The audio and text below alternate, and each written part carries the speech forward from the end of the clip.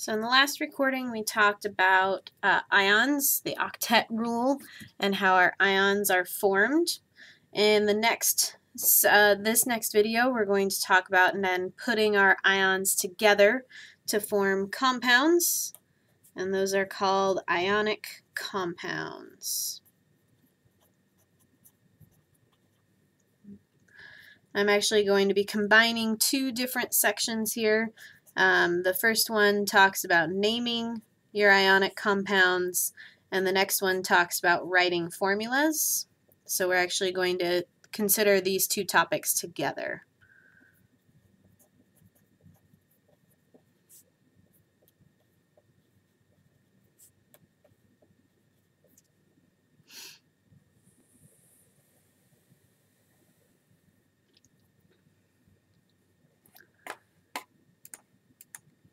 So ionic compounds, they're basically, we're going to take ions and put them together. Okay. So we're always going to be taking a cation, something positively charged, and combining that with an anion, something that is negatively charged. Another way to think about it is we're taking a metal and combining it with a nonmetal, or if we remind ourselves where we find metals and nonmetals on the periodic table, basically we're taking something from the left-hand side of the periodic table plus something from the right-hand side of the periodic table. And remember, when we refer to left hand versus right hand, we're talking about that jagged line in the on the right hand side. Okay, that's what splits our table in half. So for our ionic bonds, okay, because we have this separation of charge, it's that positive and the negative charge, okay, that attracts the atoms together.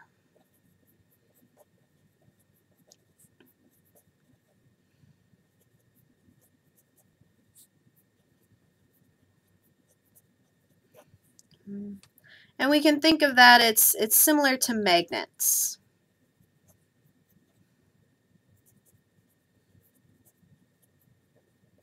Opposite charges attract and bring them together. The common name for ionic compounds is called salts. Okay, so anytime in chemistry that we referred to a salt, that's an ionic compound. Now, for most of you, when you hear the word salt, you think of table salt. Okay, so that so in chemistry we refer to that specifically as table salt, okay, and we'll actually find out that it is called sodium chloride, and that is an example of an ionic compound.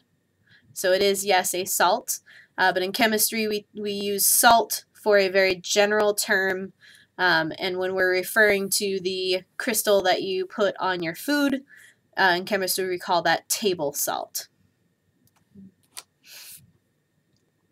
Alright, so the best kind of way to learn about these ionic compounds is to look at examples. So we're going to look at quite a few examples, and we want to predict the compound that's formed between lithium and fluorine.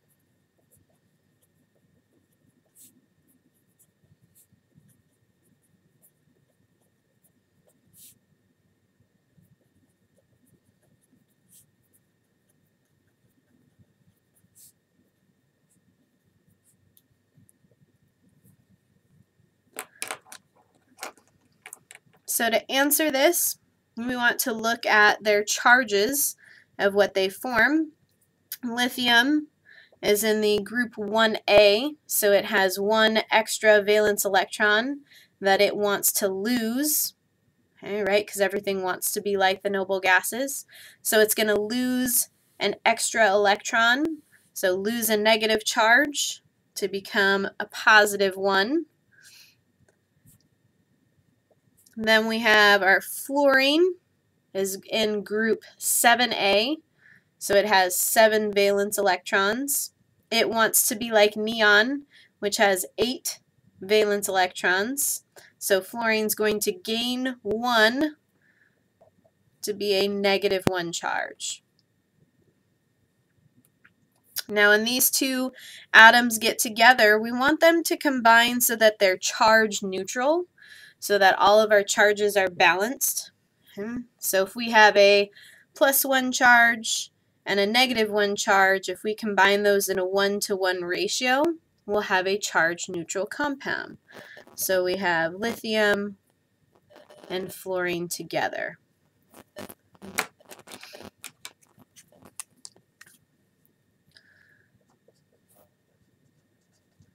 So again, we want to combine our ions so that the final compound is charge neutral.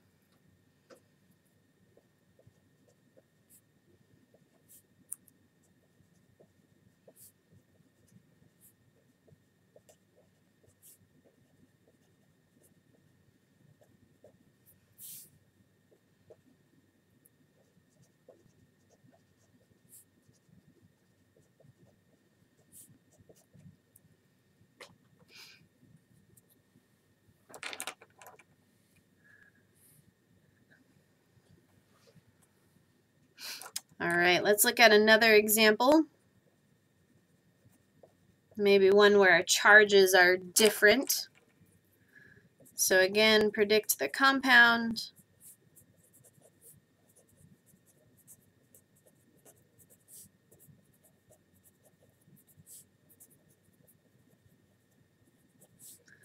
And this time we'll choose magnesium and chlorine.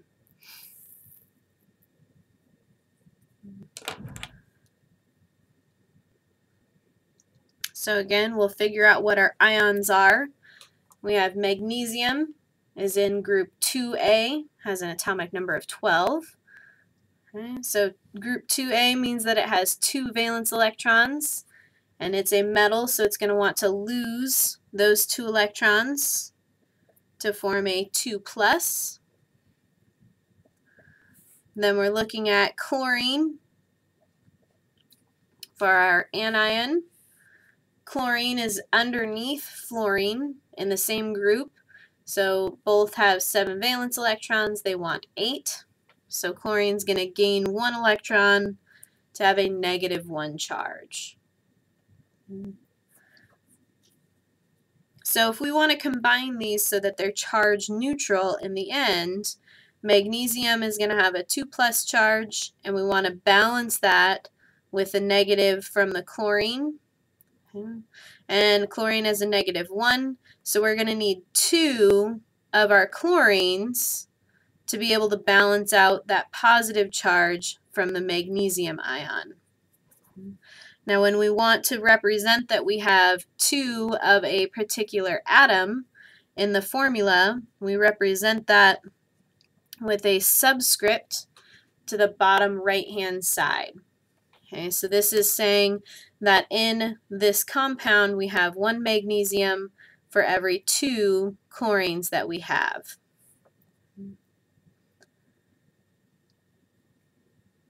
Now a quick way to do that, okay, there's a number of different methods that we can do, but kind of what I look at is what I call the cross-charge method.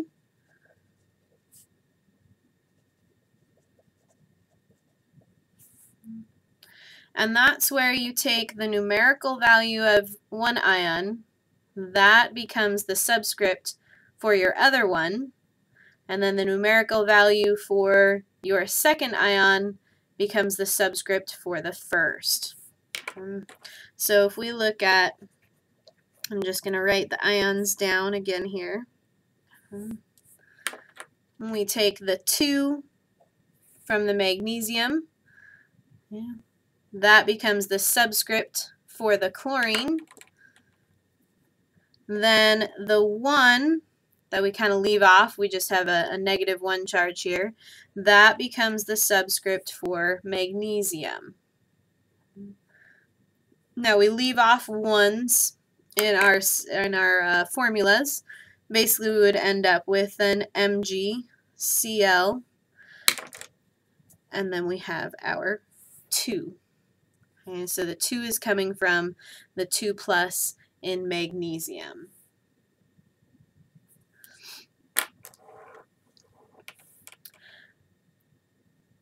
All right, let's work another example.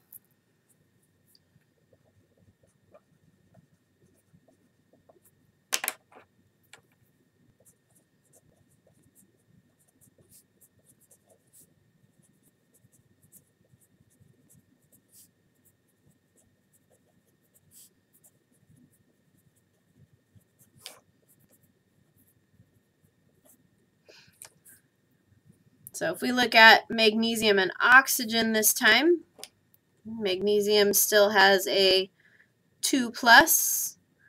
And then we want to look at oxygen when it forms an anion. And oxygen's in group 6A, 6 valence electrons. It wants 8, so it's going to gain 2. So the oxide ion has a 2 negative charge. If we take our cross-charge method, the 2 from magnesium goes down for oxygen. The 2 from the oxide ion goes down for magnesium. And I'm going to try and keep this color-coded here.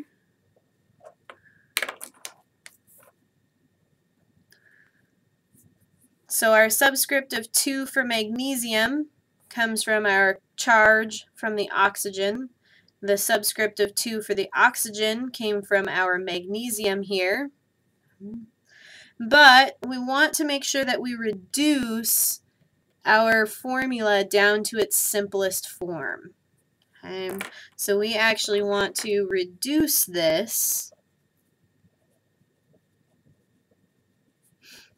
We want to use the lowest multiple.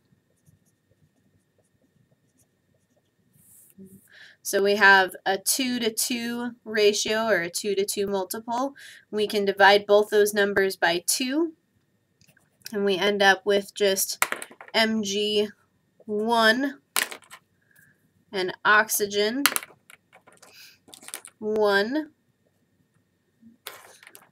And again, in chemistry, we leave off those ones, so our final answer for this is just going to be MgO.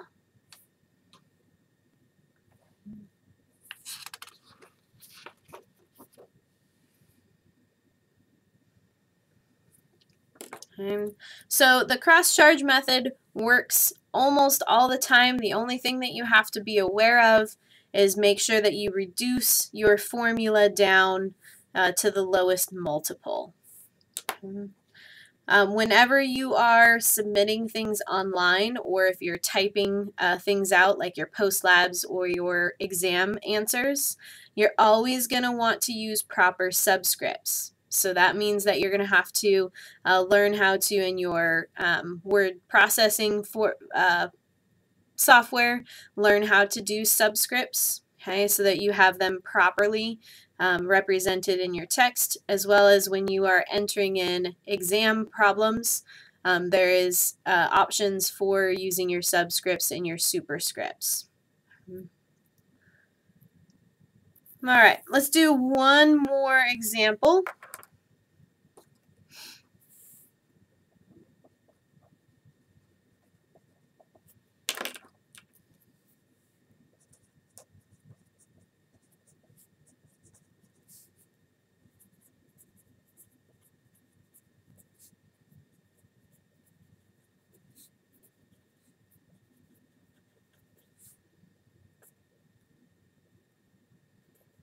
Let's choose magnesium and nitrogen.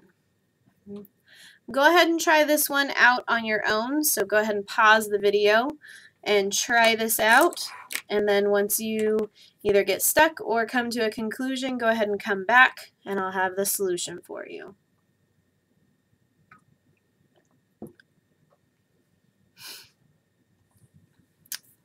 So magnesium, still a 2+.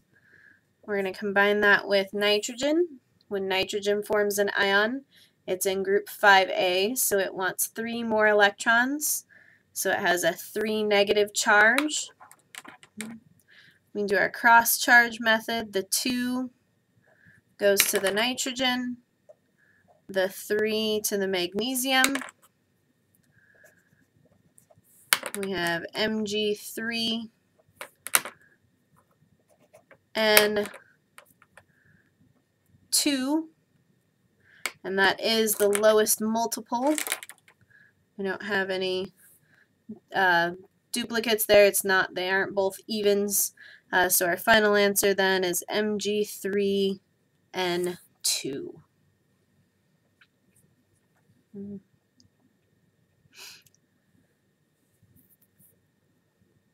All right, let's talk about now naming.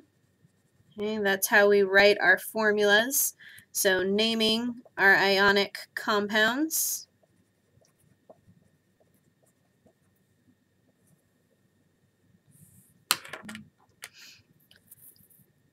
Fairly simple, straightforward.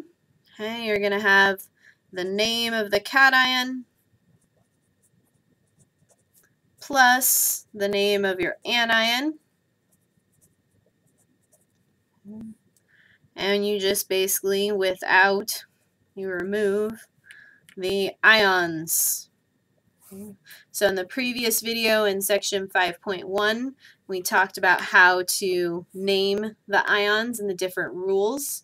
Okay, and don't forget about those transition metals. They always can come back to surprise you. Okay. Remember, they need Roman numerals to tell you the charge. And we don't include any information of, what numbers are here in the subscripts, because you always know what the charge is of your atoms, of your ions, so you can figure out what those numbers are. Okay, so we just need the names of the cation and the anion. Okay, so if we looked at here, we have magnesium and we have nitrogen in there. As an ion, we have, this is magnesium ion. Right? Nitrogen gets the ending dropped off and IDE added in. So this is the nitride ion. So to name Mg3N2, this is magnesium nitride.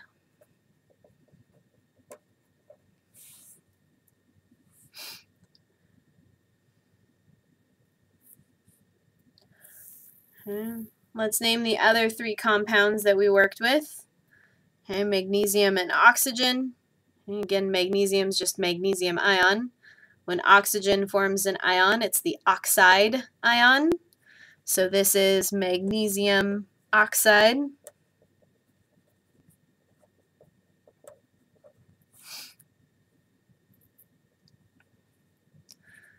Up here we have our magnesium ion. We have our chloride ion from chlorine. So we have magnesium chloride.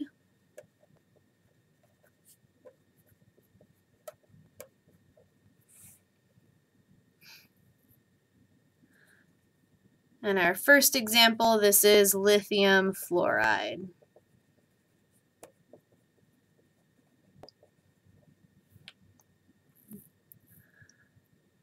And while we're at it, NaCl, we didn't talk about this, we called it table salt for its common name.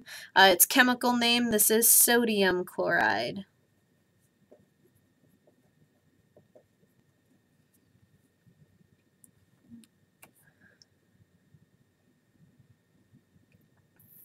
All right, so let's work an example with a transition metal down here for naming ionic compounds.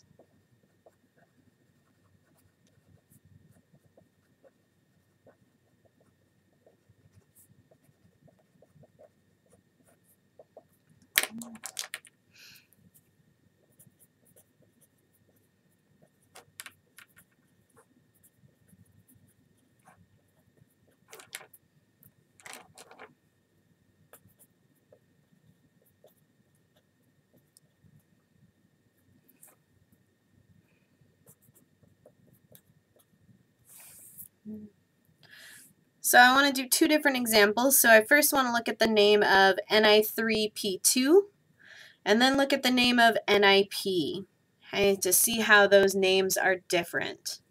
So what we need to do is we need to name each of our ions that are in here.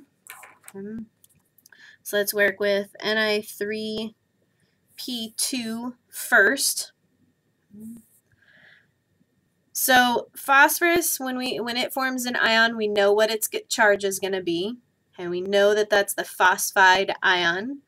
Phosphorus is in group 5A, so it is going to gain 3 electrons to form a 3 negative charge.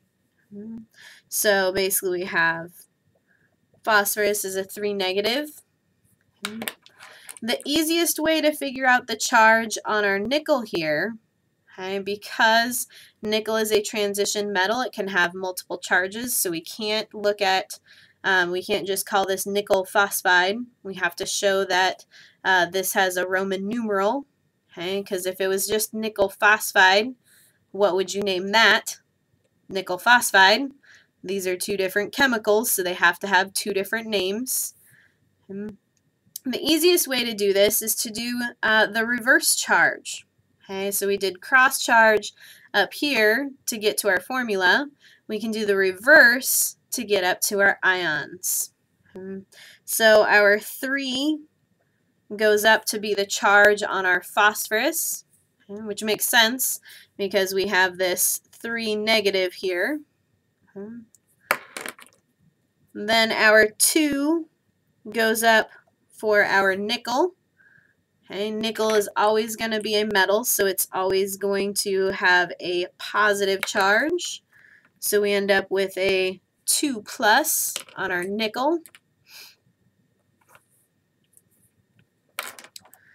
So when we name this ion, okay, remember now we're going back to section 5.1. This is nickel 2 ion.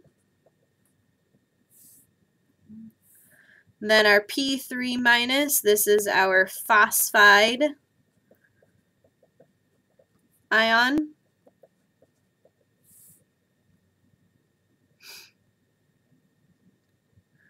So our name of Ni3P2, that's going to be nickel 2 phosphide.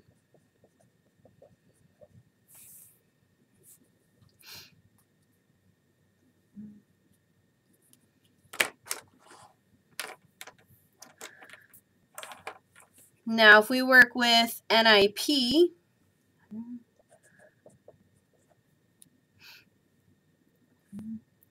again we know our phosphide is going to be a 3 negative. Okay, that's its fixed charge. That's all it's ever going to take. And now note, if we do our reverse charge, we don't get a 3 for our phosphorus. Okay, so this is one of those examples where the cross charge doesn't really work, and what's really happening is we had to reduce to this lowest multiple. Okay, so basically we need to look at our structure here. We have a 1-to-1 ratio of our nickel to our phosphorus.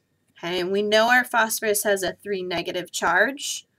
If we have 1 phosphorus at a 3 negative charge, that means our nickel then has to have 3 positive charge. There's only one of them. So we have Ni3 plus and P3 minus.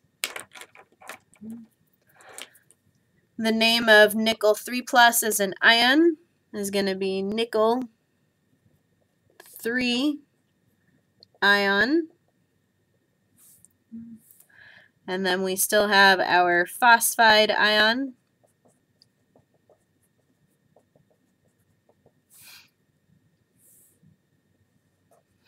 So the name of NiP is going to be nickel 3 phosphide.